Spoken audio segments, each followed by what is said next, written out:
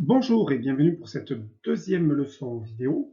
Donc, après avoir vu comment les rois capétiens renforçaient leur autorité, vous l'avez vu grâce à la cérémonie du sacre et tous les attributs et les objets du sacre, on va voir comment, là, ces rois capétiens vont-ils reprendre un petit peu en main l'organisation du royaume de France. Donc, leçon 2, l'organisation du royaume de France par les capétiens et la question: comment les rois capétiens prennent-ils progressivement le contrôle du royaume? Rappelez-vous, le royaume de France est divisé en de multiples fiefs, ce système féodal qui donne à des seigneurs locaux des terres, des fiefs, en échange de services rendus au roi. On va voir que progressivement, ce système-là va pas prendre fin, mais va se réduire progressivement. Donc, on va commencer par la maîtrise progressive du territoire. Comment différents rois, on va voir Philippe Auguste ou autres, reprennent un peu les choses en main pour être plus forts sur le territoire en possédant plus de terres. Alors, situation du royaume de France, vous l'avez vu, donc, trois grands éléments à observer ici. On est au XIIe siècle, fin du XIIe siècle.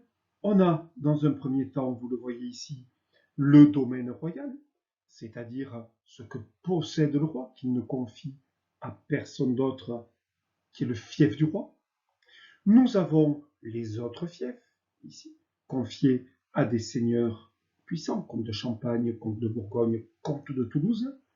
Et nous avons les fiefs du roi d'Angleterre. Qu'est-ce que ça veut dire? Ça veut dire que le roi d'Angleterre est un vassal du roi de France. Le roi de France a confié des terres, des fiefs, ici, au roi d'Angleterre, qui, par principe féodal, roi d'Angleterre, est le vassal du roi de France. Rappelez-vous, s'il y a une guerre, eh bien, le roi d'Angleterre doit mobiliser ses forces pour venir aider son suzerain, le roi de France. Donc voilà cette situation du royaume de France à la fin du XIIe siècle, en 1280. On va voir là, grâce à ce texte, comment les choses vont être reprises en main par notamment un roi, Philippe Auguste. Donc on lit ce texte.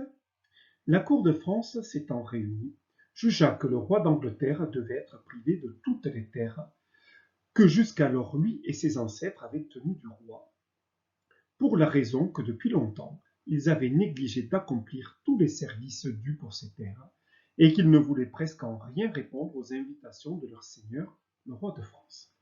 Qu'est-ce que ça signifie? Pourquoi Philippe Auguste veut-il confisquer les terres du roi d'Angleterre, qui s'appelle Jean sans terre? Eh bien, en fait, le roi d'Angleterre, vassal du roi de France, on l'a dit, refuse de se soumettre à la justice du roi. Il ne respecte pas les obligations de vassalité, les règles de l'hommage, où on doit prêter assistance. Donc, des vassaux de Philippe Auguste, roi de France, vont demander réparation. Alors, pourquoi il ne respecte pas ses droits de vassalité ou ses droits d'hommage? Et en plus, le roi d'Angleterre a assiégé quelques châteaux, a pris quelques châteaux en plus de ses territoires. Donc, dans le but d'agrandir ses positions, eh bien, ça va être l'élément déclencheur d'une grande bataille qu'on appelle la bataille de Bouvines, qui se déroule en 1214. On voit ici des représentations. Ici, le roi de France, Philippe Auguste, que l'on peut reconnaître avec le blason et sa fleur de lys. Et en face de lui, Othon IV, qui est l'empereur du Saint-Empire. Qu'est-ce qu'il vient faire là, Othon IV?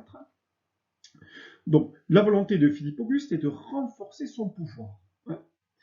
Mais tout autour du royaume de France, cela inquiète. Si le roi de France renforce son pouvoir, ça peut poser problème pour les territoires qui sont autour. Donc vont s'allier contre lui, contre Philippe Auguste, une sorte de coalition amenée par les Anglais, amenée par des petits seigneurs locaux, amenée aussi principalement par le roi du Saint-Empire, l'empereur du Saint-Empire germanique, c'est-à-dire en gros de l'Allemagne, qui s'appelle Othon IV. Et à Bouvines, tout ce beau monde, quasiment 10 000 chevaliers, 10 000 combattants vont s'affronter. Alors Bouvines, on va voir où c'est dans les Flandres, le nord de la France. Et quelle va être l'issue de la bataille?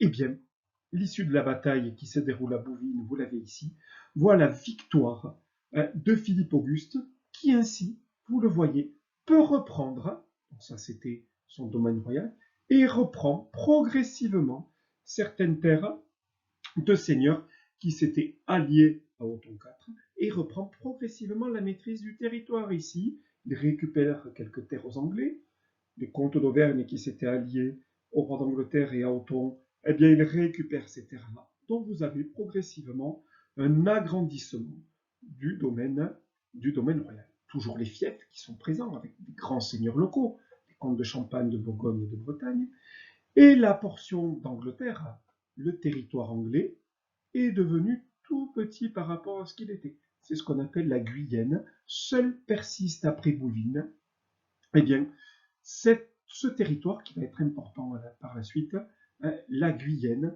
que l'on a ici, seule possession désormais du roi d'Angleterre, avec la reprise en main progressive du roi de France, Philippe. Donc on va pouvoir noter cette première observation. Donc progressivement, les Capétiens agrandissent le domaine royal par l'achat de terres, je n'en ai pas trop parlé, par des mariages, je n'en ai pas trop parlé, mais aussi par des guerres, la plus célèbre étant celle de Bouvines.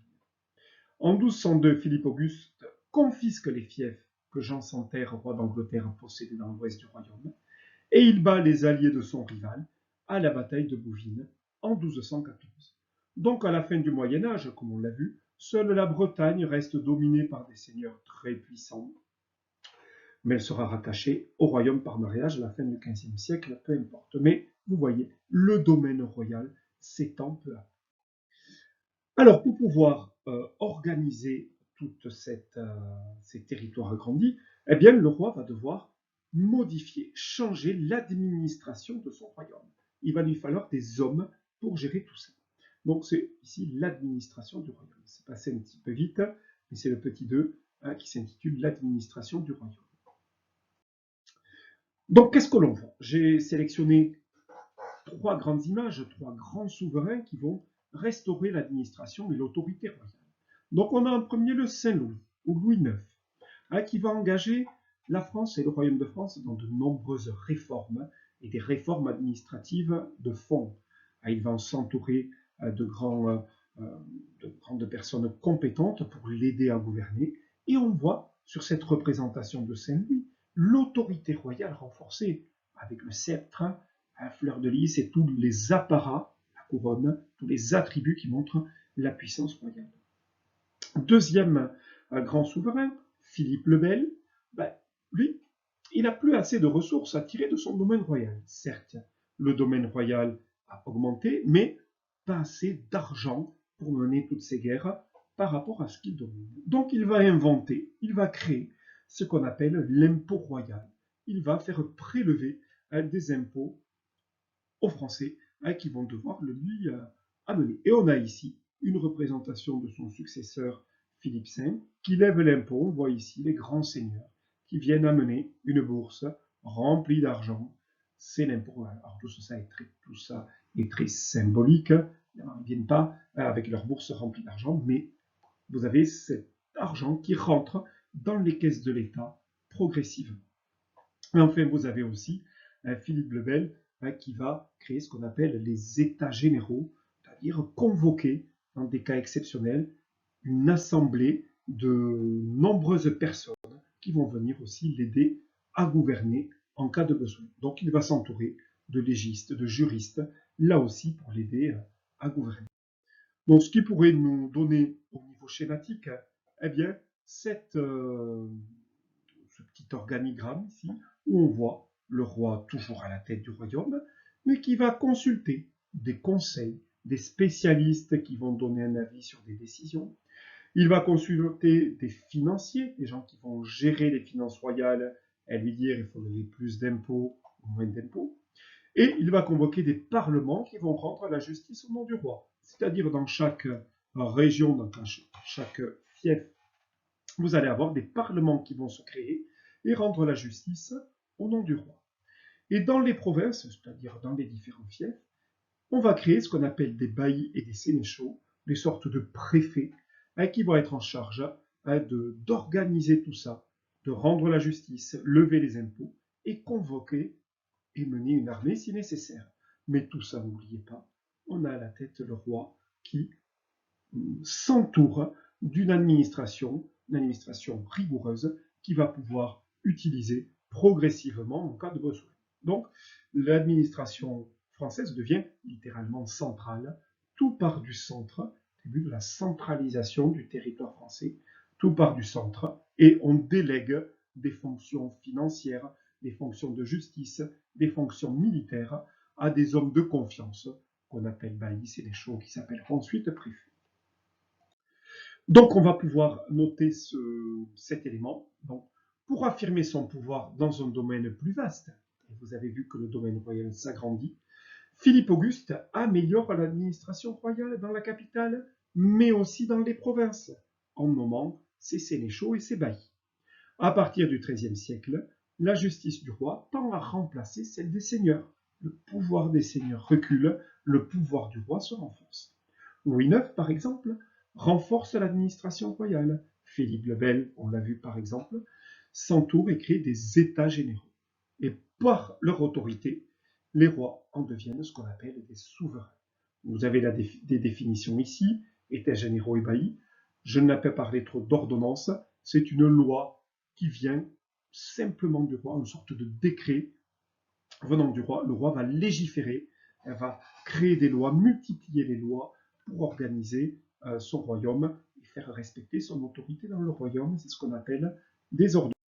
Donc si on regarde la capitale du royaume de France, qui est Paris, ben, Paris va devoir se doter de lieux qui vont symboliser cette administration royale, ce pouvoir royal renforcé.